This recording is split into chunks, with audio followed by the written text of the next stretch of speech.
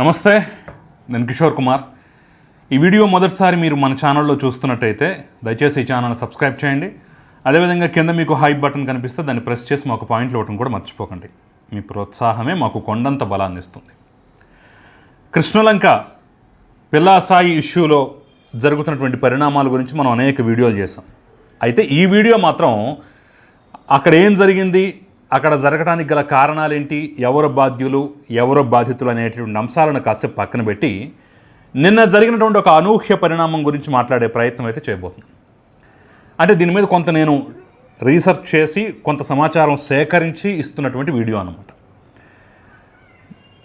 ఎవరైతే నిందితుడిగా ఆరోపణలు ఎదుర్కొంటున్నటువంటి సిఐ నాగరాజు ఉన్నారో ఆయనకి అనూహ్యమైనటువంటి మద్దతు నన్ను లభించింది. ఆయన అరెస్ట్ చేస్తారు అనేటటువంటి ఒక అపోహ కానివ్వండి, ఒక గ్యాసిప్ ఏదో పెద్ద ఎత్తున సర్క్యులేట్ కావడంతో ఇంకేముంది ఆయన అరెస్ట్ చేస్తారంట, ఇది దుర్మార్గం, ఇది దారుణం అని చెప్పేసి పెద్ద ఎత్తున ఆయన అభిమానులు కానివ్వండి, లేదంటే ఆ ప్రాంత వాసులు కానివ్వండి, ముఖ్యంగా మహిళలు కూడా కొంతమంది ఈ అరెస్టును నిరసిస్తూ, ఆయన మీద ఉన్నటువంటి కేసును నిరసిస్తూ, ప్రభుత్వ చర్యలు నిరసిస్తూ, పోలీస్ శాఖ చర్యలు నిరసిస్తూ పెద్ద ఎత్తున ఆందోళనకు దిగారు, నినాదాలు చేశారు. మంచి సిఐ, మంచి అధికారి అరెస్ట్ చేయడానికి వీల్లేదు అని చెప్పేసి పెద్ద ఎత్తున వాళ్ళు పోరాటానికి కూడా దిగినటువంటి పరిస్థితి కనిపించింది. ఇది చాలామందికి మింగుడు పట్టలేదు. మాలాంటి వాళ్ళకైతే ఆశ్చర్యం, నిజంగానే అతను అంత మంచి ఆఫీసరా? ఒక కస్టోడియల్ డెత్ ఆరోపణలు ఎదుర్కొంటున్నటువంటి ఆఫీసర్ చాలా క్రూరంగా, చాలా కర్కశంగా, కర్కోటకల్లా ఉంటాడేమో, అక్కడ జనాల్ని పట్టి పీడించుకు తింటుంటాడేమో, వాళ్ళ పచ్చినెత్తురు స్ట్రా వేసుకుని తాగుతుంటాడేమో. అలాంటి వ్యక్తి అయితేనే కొంత పాషాణ హృదయం కలిగి ఇలాంటి పనులు చేయగలడు. మరి నాగరాజు కూడా అలాంటి వ్యక్తేనేమో అని చెప్పేసి అనుకున్నాం. ఎందుకంటే దీని మీద జరుగుతున్న ప్రాపగాండా, అసలు సోషల్ మీడియాలో నాగరాజుని అది చేయాలి, ఇది చేయాలి, చంపేయాలి, ఉరిదేయాలి, కాల్ చేయాలి, సాయికృష్ణ ఎలా చేశాడో, వీళ్ళు చేశాడో లేదో ఇంకా పూర్తి క్లారిటీ లేదు, అలాగే ఇతను కూడా చంపేయాలి, బూడి చేయాలని చెప్పేసి పెద్ద ఎత్తున కామెంట్లు వస్తుంటే నిజంగా నాగరాజు అంత పరమ దుర్మార్గుడేమో అని చెప్పేసి మేము కూడా అనుకున్నాం. కట్ చేస్తే ఆయనకు అనూహ్యంగా అన్ని వర్గాల నుంచి మద్దతు. ఎందుకు ఈ మద్దతు వస్తోంది అని చెప్పేసి నేను కూడా నాకు తెలిసిన సర్కిల్లో ఒక జర్నలిస్ట్ మిత్రుడిని అడిగి తెలుసుకునే ప్రయత్నం చేశాను. ఆయన చెప్పినటువంటి ఒక 3 ముక్కల్ని నేను ఇక్కడ ప్రజెంట్ చేసే ప్రయత్నం చేస్తాను. నేను ఆయనకు ఫోన్ చేసి మాట్లాడినప్పుడు ఆయన ఒక ఎగ్జాంపుల్ చెప్పాడు. బాబు, కొన్నాళ్ల క్రితం నేను బైక్ వేసుకొని మా విజయవాడలోనే పట్టపగలు మిట్ట మధ్యాహ్నం పూట ఆ పడమట ఎన్టీఆర్ సర్కిల్ దగ్గర వెడుతున్నటువంటి క్రమంలో ఒక 2 వ్యక్తులు రెండు బైకులతోటి, బహుశా వాళ్ళు గంజాయి బ్యాచో బ్లేడ్ బ్యాచో నాకైతే తెలియదు కానీ వీర విహారం చేసేసి ప్రజల్ని భయభ్రాంతులకు గురి చేస్తూ నన్నే 2 సార్లు గుద్దేశారు. ఇది జర్నలిస్ట్ చెప్పినటువంటి మాట. నన్నే 2 సార్లు గుద్దేశారు. నేను ఒక సాధారణ జర్నలిస్ట్ని. ఆ క్షణంలో, ఆ సందర్భంలో వాళ్ళని ఏమీ చేయలేకపోయాను, ఏమీ అనలేకపోయాను. ఒకవేళ ఏదన్నా అంటే ఓ బ్లేడ్ తీసుకుని ఫసక్క నన్ను కోసినా కోసేస్తారు, ఎందుకు వచ్చిన గొడవలు అని చెప్పేసి కామ్గా నేనే మూసుకుని పక్కకి వెళ్ళిపోయాను. ఇలా ఉండేది ఒకప్పుడు పరిస్థితి. ఇది నాకెదురైనటువంటి ప్రత్యక్ష అనుభవం. అలాంటి పరిస్థితుల నుంచి 100కు 100% కాకపోయినా సరే కనీసం ఒక 90% వరకు కృష్ణలంక పరిసర ప్రాంతాల్లో ఇలాంటి దుర్మార్గుల్ని, ఇలాంటి సంఘ వ్యతిరేక శక్తుల్ని కంట్రోల్ చేయడంలో నాగరాజు కీలక పాత్ర పోషించాడు. పాయింట్ నెంబర్ 1 అంటే శాంతి భద్రతల్ని కంట్రోల్ చేయడంలో నాగరాజు యొక్క ప్రధాన పాత్ర అనేది ఇక్కడ ఎంతో ఉంది. కాబట్టే ఇంత అనూహ్యమైనటువంటి మద్దతు వచ్చింది అని చెప్పేసి చెప్తున్నాడు. అంతకుముందు అర్ధరాత్రి అవుతుండగా కానీ, అర్ధరాత్రి దాటిన తర్వాత కానివ్వండి, కొన్ని ప్రదేశాలు, ముఖ్యంగా బస్ స్టాండ్లు వంటి చోట్ల కాస్త నిర్మానుష్యంగా ఉన్నటువంటి ప్లేస్లో అసలు వీళ్ళు మామూలుగా ఉండేవాడు కాదు. వాళ్ళు అది గంజాయి కొట్టే బ్యాచా లేదంటే బ్లేడులతో విహారం చేసే బ్యాచా మనకు తెలియదు. వీళ్ళు బైకులు వేసుకొని ఇష్టం వచ్చినట్టుగా తిరిగేవాళ్ళు, కనపడితే ఏదన్నా ఎదురు తిరిగితే పేక్ కోసేవాళ్ళు, ఆడవాళ్ళు అయితే పైట్ లాగేవాళ్ళు. ఇలాంటి పరిస్థితి ఉండేది. వాళ్ళ మాన ప్రాణ రక్షణకు సిఐ తీసుకున్న చర్యలు, వీటిని అరికట్టడంలో, శాంతి భద్రతలను కాపాడటంలో నాగరాజు కృషి ఖచ్చితంగా అభినందనీయం. అతను ఈ పని చేశాడా లేదని కాసేపు పక్కన పెడితే అభినందనీయమైనటువంటి పనులు చేశాడు. కాబట్టే ఇతనికి మద్దతుగా ముఖ్యంగా మహిళలు కదిలి వచ్చారు అని చెప్పేసి అయితే క్లియర్గా చెప్పడం జరిగింది. ఇది పాయింట్ నెంబర్ 1 అయితే, పాయింట్ నెంబర్ 2 ఫ్రెండ్లీ పోలీసింగ్. ఇది కేవలం మాటలకు మాత్రమే మన తెలుగు రాష్ట్రాల్లో పరిమితం. చాలా చోట్ల అసలు పోలీస్ స్టేషన్కి రావాలంటేనే సామాన్య ప్రజలు భయపడేటటువంటి పరిస్థితి. కొన్ని చోట్ల ఏదైనా కంప్లైంట్ ఇవ్వాలంటే కంప్లైంట్కే బ్రహ్మప్రళయం లాంటి పరిస్థితి. నాకు తెలిసిన కేసులు కూడా కొన్ని ఉన్నాయి. కోట్ల రూపాయలు ముంచేసినటువంటి బాబు మా దగ్గర అందుట్లో పెట్టుబడులు ఇందుట్లో పెట్టుబడులు అని చెప్పేసి కోట్ల రూపాయలు మమ్మల్ని ముంచేశాడు, మా దగ్గర నుంచి డబ్బులు తీసుకున్నారని చెప్పేసి కొన్ని కంప్లైంట్లు వస్తేనే వాటి మీద కూడా యాక్షన్ తీసుకోవడానికి సాక్ష్యాలు ఆధారాలు మొత్తం కనపడుతున్నా సరే రోజుల తరబడి కంప్లైంట్కే దిక్కులేని పరిస్థితులు కూడా నాకు తెలుసు. ఇక అలాంటిది చిన్న కంప్లైంట్లు ఇలాంటివి వచ్చినప్పుడు పోలీసులు ఎలా వ్యవహరిస్తారు, ఏం చేస్తారు అనేది కూడా చాలామందికి అనుభవం ఉంటుంది.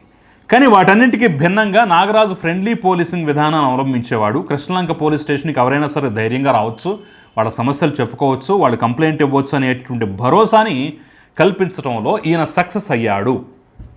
అందుకనే నాగరాజుకు ముందు నాగరాజు తర్వాత అన్నట్టుగా పరిస్థితి అక్కడ మారిపోయింది. ఈ యొక్క ఫ్రెండ్లీ పోలీసింగ్ అనే దాన్ని సక్సెస్ఫుల్గా అమలు చేశాడు కాబట్టే అంతమంది ఆయన అభిమానిస్తున్నారు. చాలా చిన్న కేసులు ఉంటాయి, కొన్ని చెప్పుకోలేని అంశాలు ఉంటాయి, కొన్ని పెద్ద కేసులు కూడా ఉంటాయి. అందరినీ ఒకే రకంగా చూడటం, చిన్నవాళ్ళ పెద్దవాళ్ళు అనే అటువంటి తేడా లేకుండా డీల్ చేయడం అనేది నిజంగా గొప్ప విషయం. కాబట్టి ఎందుకు వస్తున్నారు ఈరోజు జనం అంటే, నిన్న ఎందుకు అంతమంది వచ్చారు అంటే, ఎందుకు ఆయన అరెస్టు చేస్తారని చెప్పేసి ఊహాగానం రాగానే ఆందోళన చెందారంటే ఇదే కారణం. ఒక పోలీస్ ఆఫీసర్ అతని దగ్గరికి మనం భయం లేకుండా వెళ్ళి ఎలాంటి బూతులు తిట్టించుకోకుండా ఏ రకమైనటువంటి ఇది అనుభవించకుండా మన జేబులో డబ్బులు లంచాల రూపంలో ఖర్చు కాకుండా మన సమస్యను విని సమస్యను సాల్వ్ చేసేటటువంటి ఆఫీసర్ ఉంటే ఆటోమేటిక్గా అభిమానిస్తాం. ఒకటికి నలుగురు చెప్తా ఈయన మంచోడు, ఈయన ఉంటే వెళ్ళండి, ఈయన గెలవండి అని చెప్పేసి. అది ఎక్కడ జరిగింది అంటే మొదటి అంశం శాంతి భద్రతల పరిరక్షణ, ఈ బ్లేడ్ బ్యాచ్ గంజాయి బ్యాచ్ అరికట్టడం అయితే రెండో అంశం ఫ్రెండ్లీ పోలీసింగ్ అని అవలంబించడం అనేది నాగరాజు యొక్క ప్రత్యేకతగా కూడా చెప్తున్నారు. ఇక నా మిత్రుడు చెప్పినటువంటి ముచ్చటగా మూడో పాయింట్ ఏంటయ్యా అంటే, ఇతను కేవలం పోలీసు మాత్రమే కాదు, పోలీసు విధులే కాదు, సామాజిక సేవలో కూడా ఇతని పాత్ర ఎంతో ఉంది అని చెప్పేసి ఒక ఉదాహరణ చెప్పాడు. అది కూటమి ప్రభుత్వం ఏర్పడిన కొత్తల్లో విజయవాడ నగరాన్ని వరదలు ముంచెత్తాయి. ఆ వరదలు ముంచెత్తినటువంటి సందర్భంలో ఎవరికి తోచినటువంటి విధంగా వాళ్ళు విజయవాడని కాపాడటానికి ఆదుకోవటానికి నడుం కట్టి ముందుకు కదిలారు. అందుట్లో ఈ నాగరాజు కూడా ఉన్నారు. వరదలప్పుడు ఈయన కానీ ఈయన టీం కానీ అందించినటువంటి సేవలైతే తెలిసినా కళ్ళతో చూసినటువంటి మాలాంటి వాళ్ళం మేము మర్చిపోలేము. తను పోలీస్ అధికారి అనేటటువంటి విషయాన్ని పక్కన పెట్టి మన విజయవాడని వరదలు ముంచెత్తాయి, మన ప్రజలు కష్టాల్లో ఉన్నారు కాబట్టి వాళ్ళని ఆదుకోవాలని చెప్పేసి అహోరాత్రాలు శ్రమించి అక్కడ బాధితులకు సేవలు అందించాడు. కాబట్టి చూసిన మాలాంటి వాళ్ళు, దాన్ని గుర్తుపెట్టుకున్న మాలాంటి వాళ్ళం కూడా ఇప్పటికీ సిఐ నాగరాజును ఆ విషయంలో అభినందిస్తూ ఉంటాం. సో ప్రజలను చైతన్యపరచడం, సామాజిక సేవ వంటి కార్యక్రమాల్లో కూడా నాగరాజు ముందుంటాడు. నాగరాజు ఒక మంచి పోలీస్ ఆఫీసర్గా ఈ రకంగా కూడా పోలీస్ అంటే పోలీస్ విధులకే కాకుండా సమాజం పట్ల బాధ్యతగా వ్యవహరించడంలో కూడా ఈయన ముందున్నాడు. కాబట్టి ఆ అంశాలను గుర్తు చేసుకుంటున్నారు ప్రజలు. కాబట్టే ఆయనకు అంతమంది అభిమానులు ఉన్నారు. వాళ్ళందరూ అరెస్ట్ అనగానే తరలివచ్చారు, మద్దతు తెలిపారు అనేటటువంటి అంశం అయితే చాలా క్లియర్గా తెలుస్తుంది. సో ఈ మూడు అంశాలు అయితే నాకు మా మిత్రుడు చెప్పినటువంటి అంశాలు అయితే నిజమే అనేటటువంటి ఒక భావనను కూడా కలిగించాయి. శాంతి భద్రతల పరిరక్షణ, ఫ్రెండ్లీ పోలీసింగ్, పోలీస్ అంటే పోలీసు విధులే కాకుండా సమాజం పట్ల బాధ్యతతో సామాజిక కోణంలో ఆలోచిస్తూ సామాజిక సేవ చేయటం అనేటటువంటి అంశాల్లో కూడా నాగరాజుకి మంచి పేరుంది. కాబట్టి 3 కారణాల చేత ఆయనకి అనూహ్యమైనటువంటి మద్దతు వస్తుంది.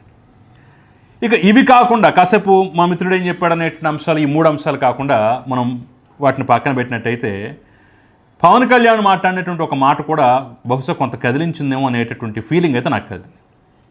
ఒక రౌడీ ఎలిమెంట్ చనిపోతే నన్ను తీసుకొస్తారు, నన్ను బద్నాం చేస్తారు, నన్ను బ్లేమ్ చేస్తారు, ఇదెక్కడ ఇది అని చెప్పేసి ఆయన మాట్లాడినటువంటి మాట, దీంట్లో కూడా కులాన్ని తీసుకొచ్చి కులాన్ని లాగి ఇచ్చేస్తున్నారు అనేటటువంటి మాట కూడా కొంత పని చేసిందేమో అని చెప్పేసి నాకు అనిపించింది. ఏ కులం వాళ్ళైనా సరే తమ కులంలో గొప్పవాళ్ళు ఉంటే, మంచివాళ్ళు ఉంటే, మహానుభావులు ఉంటే ఓన్ చేసుకుంటారు, వాళ్ళ ఫోటోలు ఇంట్లో తీసుకొచ్చి పెట్టుకుంటారు. రౌడీ ఎలిమెంట్స్ ఉంటే మాత్రం డిజోన్ చేసుకుంటారు, వాడెవడో మాకు తెలియదంటారు, అసలు వాడు మా కులమే కాదంటారు. సో ఇక్కడ కూడా అదే జరిగింది. ఇప్పుడు సాయి కృష్ణ అనేటటువంటి వ్యక్తి అవునన్నా కాదన్నా సరే దుర్మార్గ పనులు చేశాడు. పోక్సో కేసు ఎందుకుంది అతని మీద?